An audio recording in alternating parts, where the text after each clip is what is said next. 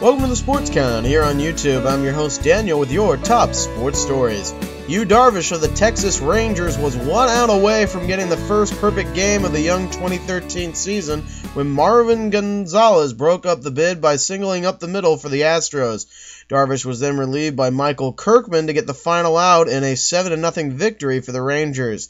Darvish went 8 2/3 innings with 14 strikeouts and the 1 hit allowed. So close to perfection so early in the year. The opportunity doesn't come around often, so getting close only to have a single up the middle ruin it has got to be a bit frustrating. At least the Rangers got their first win of the season, and quite frankly, you can't have a first start to any season much better than what Darvish had. Elsewhere in baseball, the Giants recorded their first win of the young season with a 3-0 win over the Dodgers. Madison Bumgarner pitched 8 shutout innings, only allowing 2 hits. Baltimore Orioles spoiled the home opener for the Rays with a 7-4 victory. 5 runs were scored by the O's in the 7th. Justin Masterson and the Indians kicked off the season with a 4-1 win over the Blue Jays in Toronto.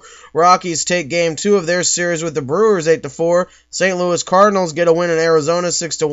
And the Mariners win a second one in Oakland 7-1, with Michael Morse going 2 for 4 with 4 ribbies, which included a 3-run home run to give Seattle the lead in the 3rd. Definitely taking the great stuff from Madison Bumgarner last night as the second best performance of the day.